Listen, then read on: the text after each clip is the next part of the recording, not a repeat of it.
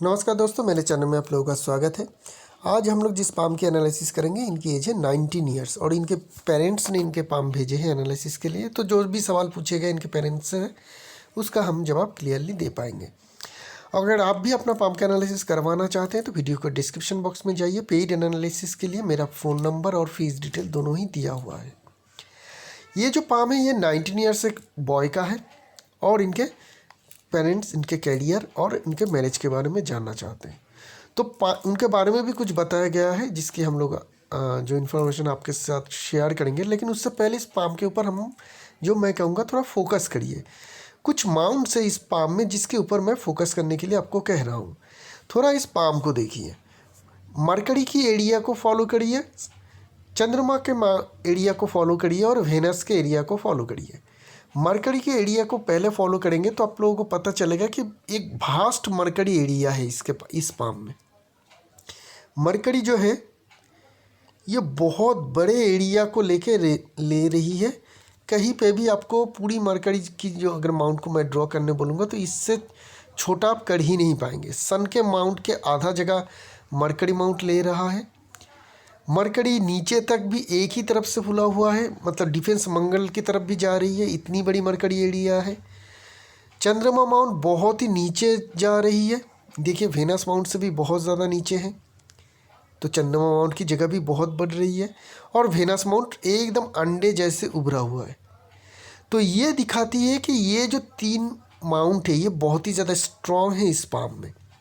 और mercury strong होगी तो क्या होगी, मैं पहले भी बता चुका हूँ। मरकरी अगर स्ट्रॉन्ग है और पाम रेक्टेंगुलर शेप के हैं तो थोड़ा माइन लाइन को भी देख लीजिए जनाब। अगर वो माइन लाइन किसी भी तरीके से चंद्रमा माउंट की तरफ जाती हुई दिखे तो समझ लीजिएगा कि इंसान में राइटिंग एबिलिटी बहुत अच्छी रहेगी। लिखने की क्षमता, कल्पना शक्ति लिखने की बहुत ही ज़्यादा हाई रह जाती है। और इनके माइन लाइन को भी देखेंगे, ओवरलैप होने के बाद ये माइन लाइन सीधी चंद्रमा माउंट की तरफ ही आ रही है। तो जब चंद्रमा माउंट स्ट्रॉन्ग हो, माइन लाइन चंद्रमा माउंट की तरफ आए, सिर्फ यही है कि माइन लाइन आपका चंद्रमा माउंट की तरफ आए, चंद्रमा माउंट आपका स्ट्रॉन्ग हो। आप में कल्पना शक्ति, लिखने की शक्ति, सोचने की शक्ति बहुत ज़्यादा बढ़ जाती है। अगर मरकरी भी स्ट्रॉन्ग हो तो लिखने की क्षमता भी आप में बहुत ज़्यादा स्ट्रॉन्ग हो जाती है। वेनस उसमें आर्ट लाती है, आर्ट, कला, ठीक है ना। लिखता तो हर कोई है, कभी भी लिखता है और न्यूज़ एडिटर भी लिखता है। लेकिन कला जो है उसमें अगर हम लोग बात करें तो एक कवि की जो कला है वो ज़्यादा रहेगी, हाई रहती है। क्योंकि उससे गाना लिखते हैं, स्टोरी लिखते हैं, उसमें कुछ कला आती है, आर्ट आती है। न्यूज़ एडिटर या उसमें अभी आती है लेकिन उतनी ज़्यादा नहीं है, तो उनके लिए वेनस की ज़रूरत नहीं होगी। लेकिन यहाँ पे वेनस स्ट्रॉन्ग है तो ये इंसान राइटर भी ज़रूर बन सकता है माइन लाइन, मरकरी माउंट और चंद्रमा माउंट के द्वारा, और उसमें आर्ट, कला भी ला सकता है। और इन्होंने ऑलरेडी शायद 16 या 18 साल में, एग्जैक्ट मुझे अभी याद नहीं आ रही है, उन्होंने किताब भी लिख चुके हैं ऑलरेडी ये किताब भी लिख चुके हैं। ये इनके पेरेंट्स ने शेयर किया है। तो उन पेरेंट्स का मुझे जो कहना है कि ये जो पाम है रेक्टेंगुलर शेप टोटल आपको दिखेगी, ठीक है। बड़ी साइज़ की पाम है, बड़ी साइज़ की रेक्टेंगुलर शेप मतलब मेंटल कामकाज के लिए एक आइडेंटिकल पाम है। ऐसे लोग लंबे समय तक मेहनत कर सकते हैं, दिमागी मेहनत, फिजिकल नहीं, दिमागी। दिमाग से लेके कोई भी किसी भी तरीके का काम जहाँ पे लिखने की ताकत चाहिए हो, इमेजिनेशन की ताकत चाहिए हो, क्रिएटिविटी की ताकत चाहिए हो, और उसके साथ साथ आर्ट भी हो, ऐसे काम हर एक काम जो है ये इंसान बहुत अच्छी तरीके से कर पाएगा।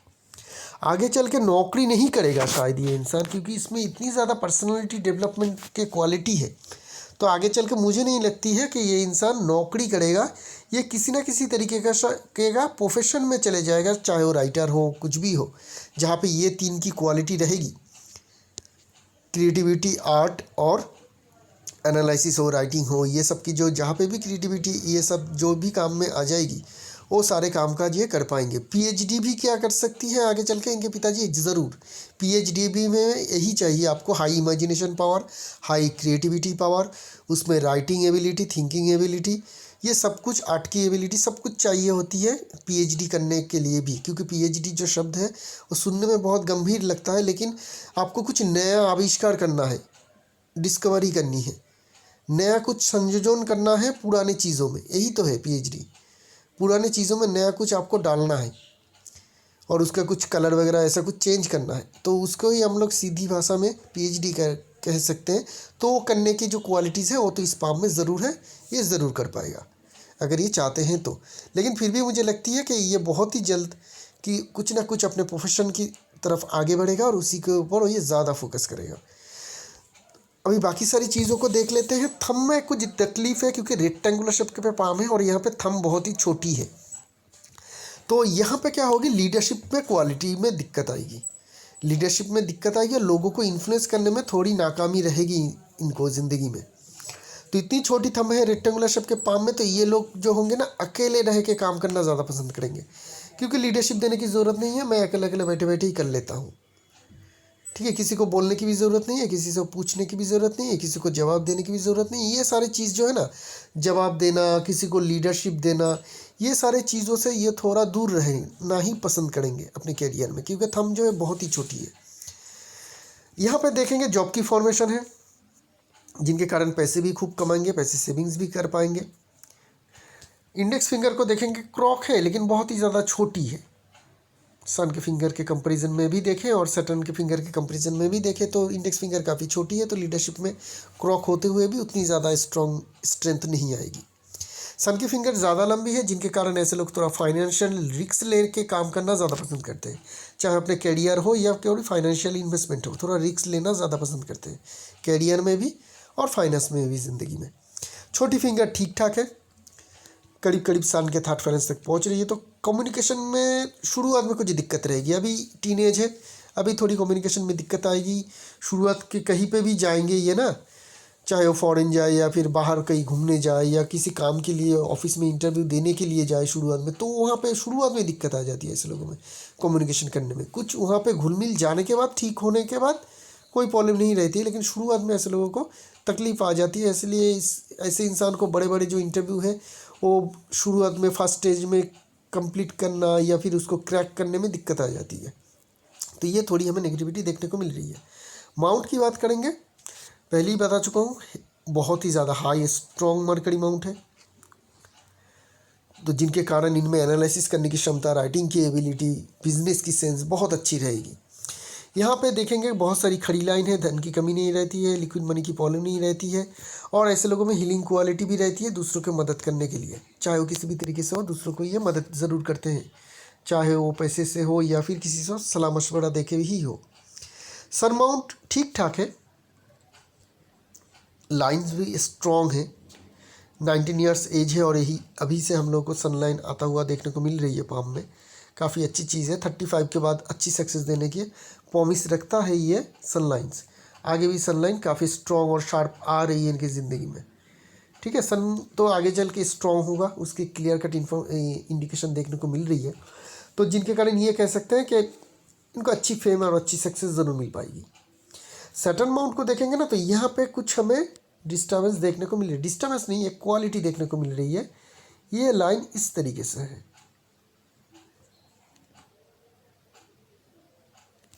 ठीक है ना, तो जब इस तरीके का लाइन हो आपकी पाम में, जो भी लाइन हो उस तरीके का जो भी आप काम है वो क्या होती है, थोड़ी डिस्टर्बेंस हो जाती है, थोड़ी ऐसे काम में, मतलब इनके कैरियर लाइन में बनी है, इनके फेथ लाइन में बनी है, तो ये दिखाती है कि ये इंसान आगे चल के ऐसा काम भी करेगा जहाँ पे बहुत ज़्यादा स्ट्रेस रहता है, जिस काम में बहुत ज़्यादा स्ट्रेस रहता है, स्ट्रेसफुल काम काज करेगा।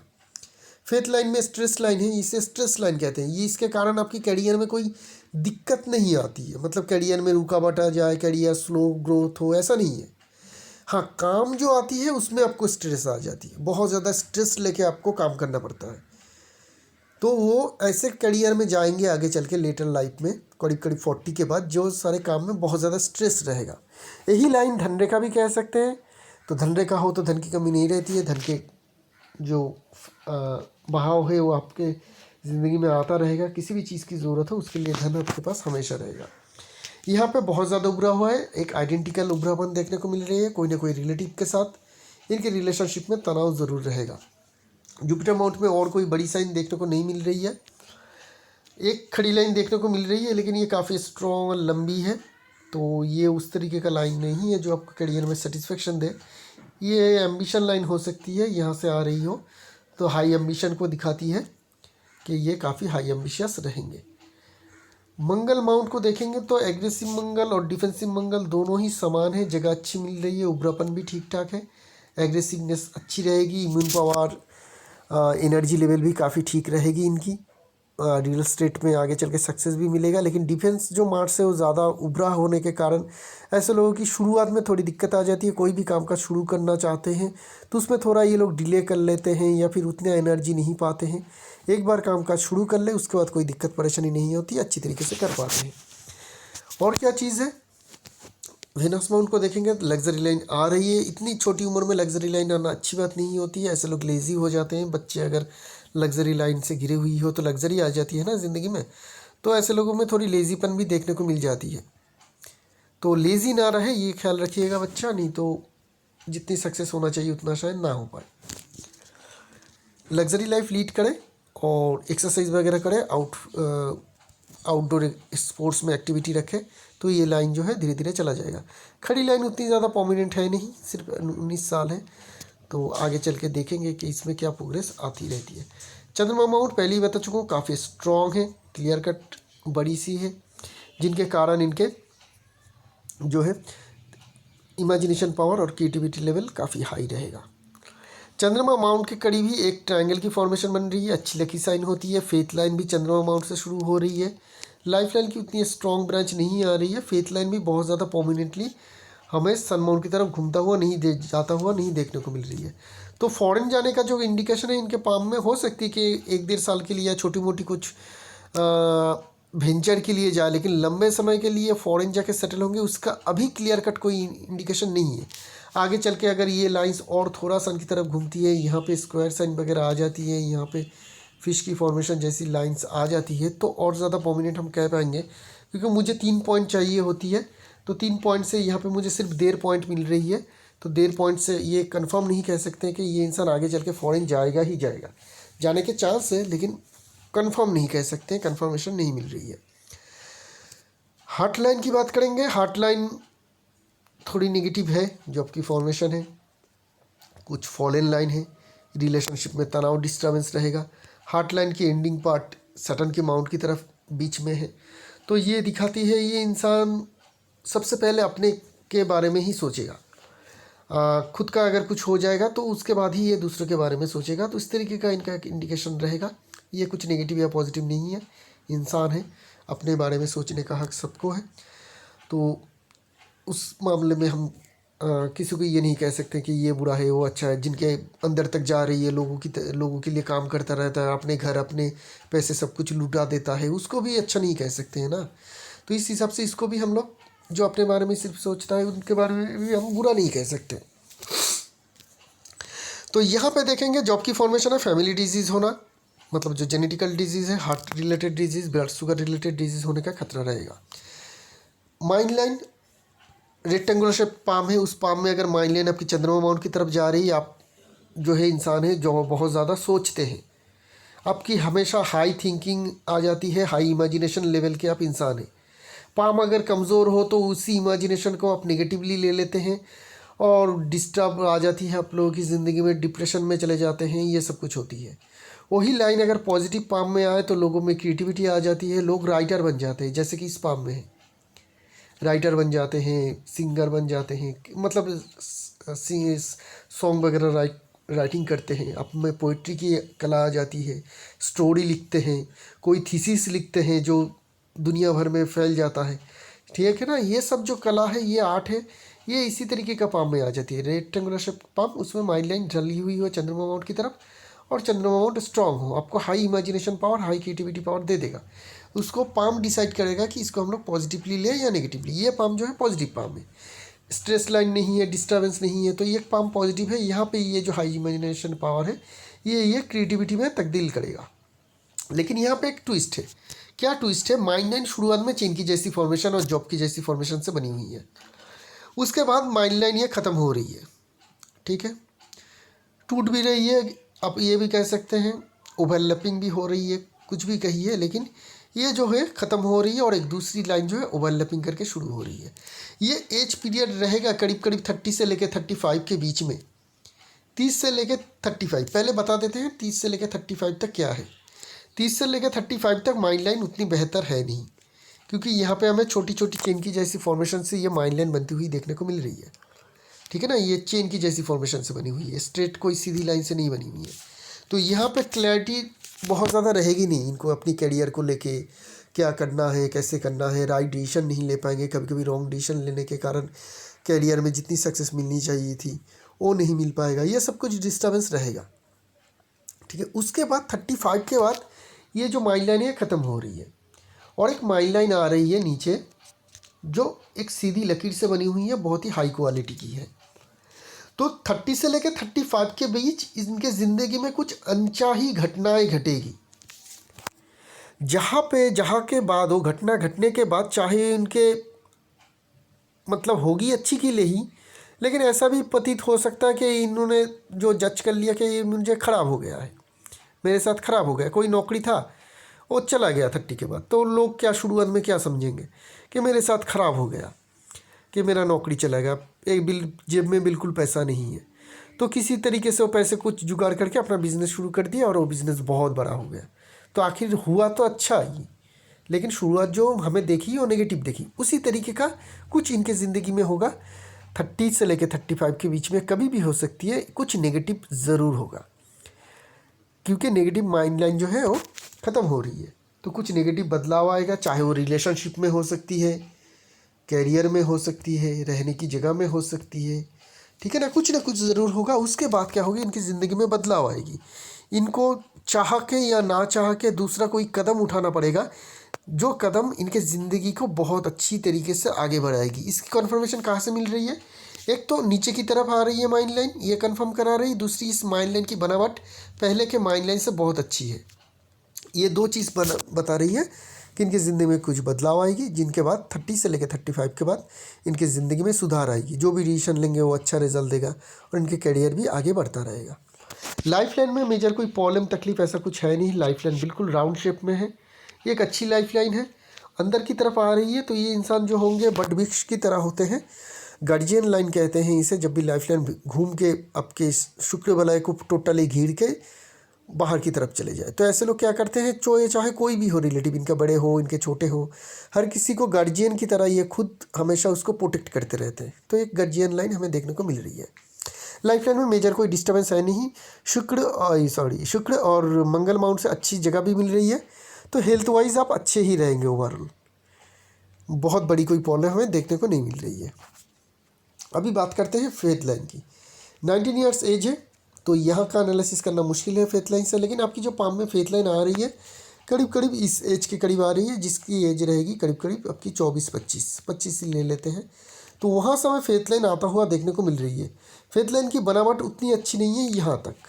दूसरी पिक्चर भी हम लोग थोड़ा देख लेते हैं एक बार। हाँ, यहाँ तक हमें जो है फेथ लाइन में उतनी स्ट्रेंथ देखने को नहीं मिल रही है। तो स्ट्रेंथ क्यों नहीं दिख रही है, क्योंकि थोड़ी टेढ़ापन है, थोड़ी इस तरीके से अगर हम लोग फॉलो करेंगे तो जिगजैग पैटर्न से बनी हुई है। यहाँ पे एक लाइन कट भी हो रही है। ठीक है, तो ये सारे जो है दिखा रही है कि करियर की अच्छी कड़ी शुरुआत तो आपकी 24-25 के करीब ही हो जाएगी, लेकिन ये जो एज रहेगा आपका करीब करीब 24 से लेके 29-30 ले लीजिए। ठीक है, 30 तक आपका करियर में बहुत बड़ा प्रोग्रेस नहीं मिलेगा। 30 के बाद जो है फेथ लाइन सीधी हो रही है, स्ट्रॉन्ग हो रही है, शार्प हो रही है और क्लियर जा रही है यहाँ तक। तो 30 से लेके करीब करीब अगर हम लोग देखें 44-43 तक, 43 ले लेते हैं कि 30 वहाँ से लेके 43 तक आपकी करियर काफ़ी स्मूथ जाएगा, सक्सेस आपको हर जगह से मिलता हुआ दिखेगा। उसके बाद फिर से थोड़ा हम लोग देखें तो 2-3 साल के लिए फिर से थोड़ा ये जो फेथ लाइन है ये थोड़ा टेढ़ा मेढ़ा हो रही है, वो एक फॉर्मेशन बना रही है। तो उसके बाद 2-3 साल आपका फिर से कुछ तकलीफ रहेगा, कुछ अप एंड डाउन रहेगा। उसके बाद फिर से फेथ लाइन जो है सीधी है, स्ट्रॉन्ग है। उसके बाद तो आपकी करियर ठीक ठाक चलेगा, लेकिन कामकाज जो है काफ़ी स्ट्रेसफुल रहेगा। तो ये रही आपकी ओवरऑल कैरियर कैसा रहेगा। जनरली मुझे जो लग रही है कि आप जॉब नहीं करेंगे, आप कोई बिजनेस भी नहीं करेंगे, आप कोई प्रोफेशन में जाएंगे जहाँ पे आर्ट भी होगी, कला भी होगी, लिखने की ताकत भी होगी, एनालिसिस भी होगी, और जहाँ पे क्रिएटिविटी और हाई इमेजिनेशन पावर की ज़रूरत होगी, वो कैरियर में आप जाएंगे, प्रोफेशन लाएंगे। ऐसे हज़ारों प्रोफेशन है, किसी को भी, किसी पे में भी आप जा सकते हैं। ओवरऑल माउंट की पोजीशन काफ़ी स्ट्रॉन्ग है, बड़ी है। तो यहाँ से हमें ये पता चलती है कि इनके फाइनेंशियल कंडीशन हमेशा ही अच्छा रहेगा, कभी भी फाइनेंशियल डिफ़िकल्टीज इनको फेस करने की ज़रूरत नहीं पड़ेगी। अभी बात कर लेते हैं शादी की एज। शादी की एज अगर देखें तो करीब करीब 27-28 के करीब एक जो है इन्फ्लुएंस लाइन, छोटी सी लाइन आके फेथ लाइन में मिल रही है। यहाँ पे शादी का एक एज रहेगा। रिलेशनशिप आपका ठीक ठाक रहेगा, तनाव थोड़ी बहुत है, बहुत ज़्यादा हाई तनाव नहीं है, एक ही लाइन फॉल हो रही है यहाँ पे। और तो वहाँ से हम लोग कह सकते हैं कि बहुत ज़्यादा प्रॉब्लम आपकी शादी के बाद नहीं होगी। यहाँ पे देखेंगे तो जो मैरिज लाइन है उसको अगर हम लोग फोकस करते हैं इस पाम में, तो ये काफ़ी हल्की है, बहुत ही हल्की है। शादी करने की इच्छा भी ऐसे लोगों में बहुत कम रहते हैं। इतनी छोटी, इतनी हल्की लाइन हो तो ऐसे लोगों में इच्छा भी कम रहते हैं। एक लाइन करीब करीब आपका आ रही है 25-26 के करीब, एक लाइन करीब करीब 30 के करीब, और एक लाइन अबाउट 35। ये एज पीरियड हमें लाइफ लाइन से मैरिज लाइन से देखने को मिल रही है, जहाँ पे आपकी शादी हो सकती है। मल्टीपल लाइन है तो मल्टीपल रिलेशनशिप होने का क्लियर कट इंडिकेशन हमें समझ में आ रही है। और यहाँ पे हल्की सी प्रॉब्लम है, ये एक लाइन छोटी सी और ये एक लाइन छोटी सी, और यहाँ पे हल्की सी उभरापन। तो ये जो छोटी मोटी प्रॉब्लम है ये दिखाती है कि डाइवोर्स होने का तो खतरा नहीं है, लेकिन हो सकती है कि शादी से पहले एक आधा रिलेशनशिप होकर आपका टूट जाए, छोटी मोटी रिलेशनशिप आपका टूट जाए, उसके बाद ही शादी हो। तो यही रही इस पाम की एनालिसिस। एक नई पाम लेके बहुत जल्द आएंगे, तब तक के लिए आगे दीजिए। शुक्रिया आप लोगों का।